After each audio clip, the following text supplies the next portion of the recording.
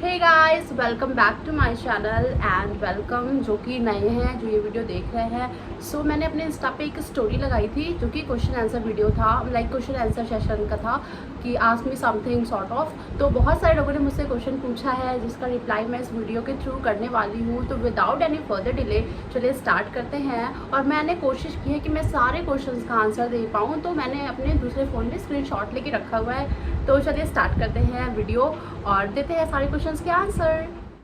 So guys, सबसे पहले किसी ने लिखा हुआ है beautiful princess. So thank you so much. I like ये आपके देखने का नज़रिया है कि मैं आपको सुंदर लग रही हूँ। सो thank you so much, like कि मैं आपको ब्यूटीफुल लग रही हूँ। एंड सेकेंड क्वेश्चन है जो मेरे बहुत ही क्लोज फ्रेंड ने पूछा है, 2000 चाहिए कि नहीं? ऑफ कोर्स चाहिए।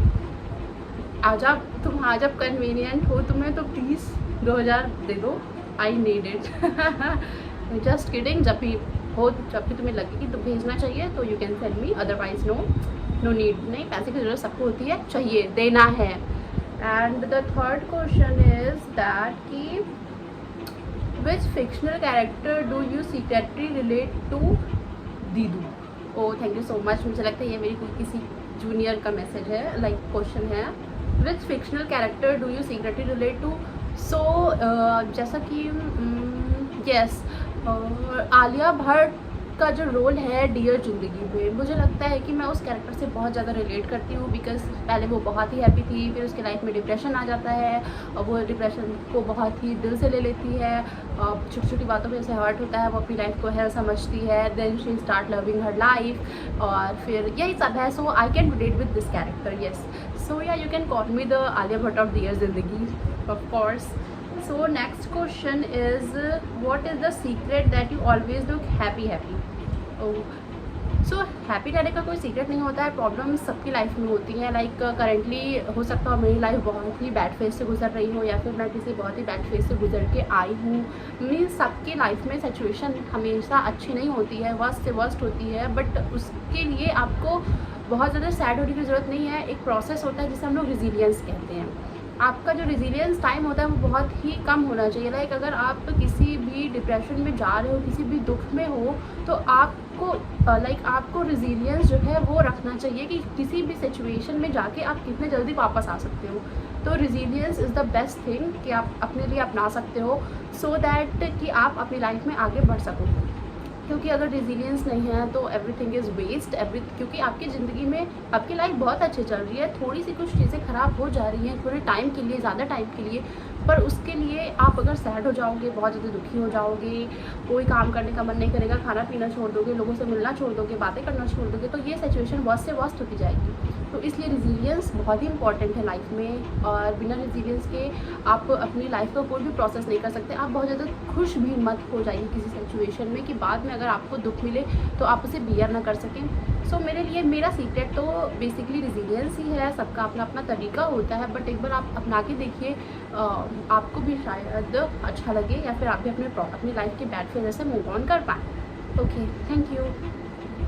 And next question is that नल्ली तेरे पास कोई काम नहीं है क्या? मुझे पता है ये क्वेश्चन किसने किया है। नहीं है मेरे पास कोई काम, नल्ली हूँ तभी वीडियो बना रही हूँ। तुम्हारे पास कोई काम हो तो ऑफकोर्स तुम करो, मुझे नल्ली क्यों बोल रही है? रे नल्ली, तू भी वही करके गई है। ओके, कोई बात नहीं, मुझे पता है। और आपको इसका जवाब मिल गया होगा, ma'am. Next question is most important person of your life apart from your family. Guys, मेरे लाइफ में बहुत सारे इंपॉर्टेंट पर्सन हैं अपार्ट फ्रॉम माई फैमिली। वो है मेरे फ्रेंड्स। मेरे बहुत सारे फ्रेंड्स हैं जिनकी फ़ोटो मैं ऐसे लगा दूँगी स्क्रीन पे।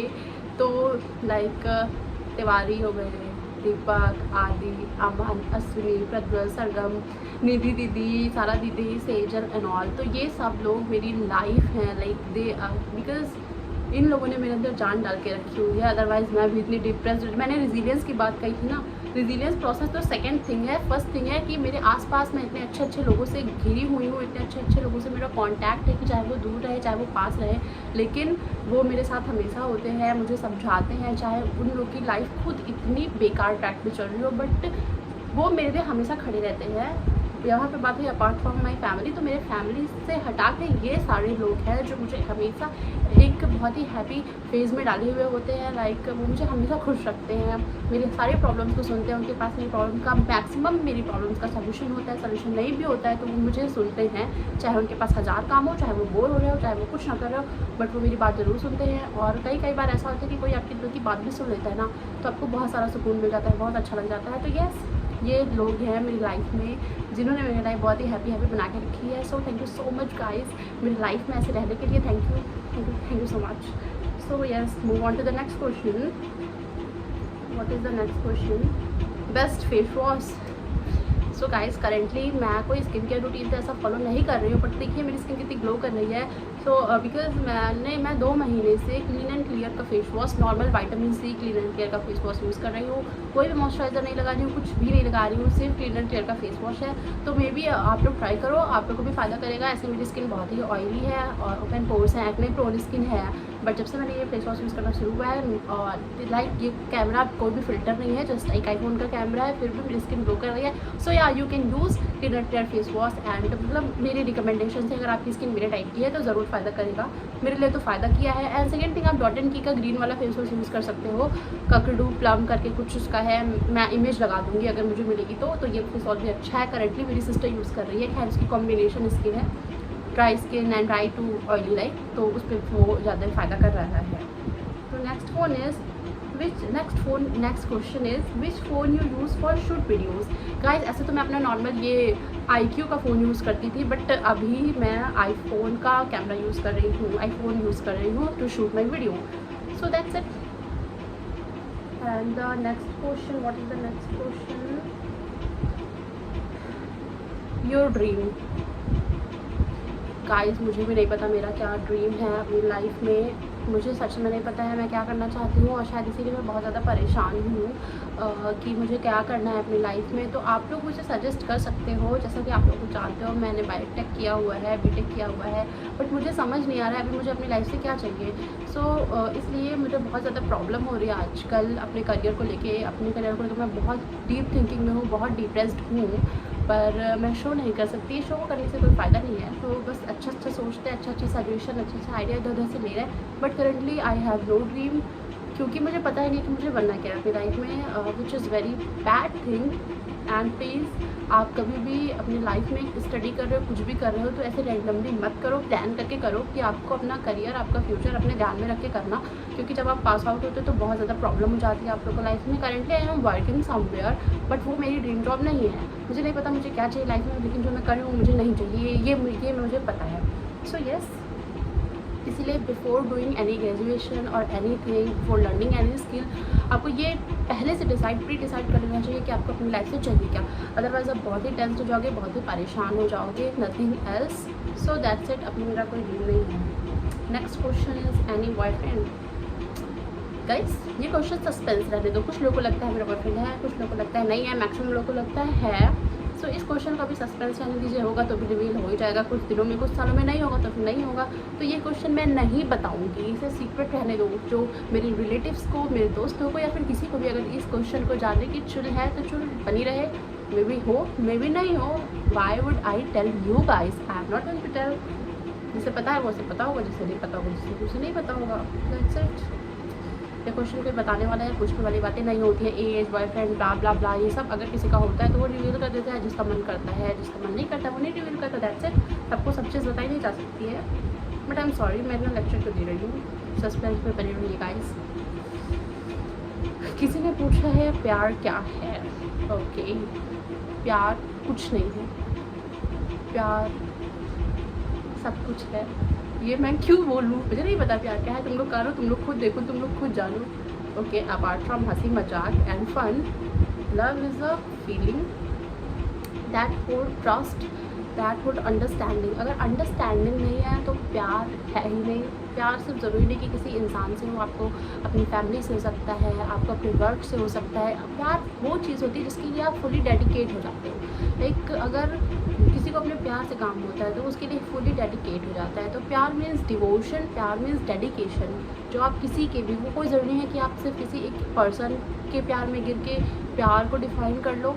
आप अगर किसी पर्सन से प्यार करते हो, आप उसके लिए 100% डिवोटेड हो जाओ, डेडिकेटेड हो जाओ, तो वो प्यार है। आप अपनी पढ़ाई पे अगर कुछ चाहते हो बनना, अपने करियर के लिए 100% डेडिकेटेड हो जाओ, 100% डिवोटेड हो जाओ, तो आपको अपनी पढ़ाई से प्यार है।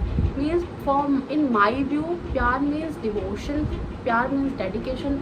लाइक राधा रानी ने भी भगवान श्री कृष्ण से प्यार किया था, तो उन्होंने कुछ एक्सपेक्ट नहीं किया था उनसे, बस अपने आप को एक डिवोटी बना दिया था। उनके लिए उनका 100% डेडिकेशन था, उनके गुड्स के लिए, उनके बैड्स के लिए। सो या दिस इज़ प्यार for me. Love means dedication, that's it.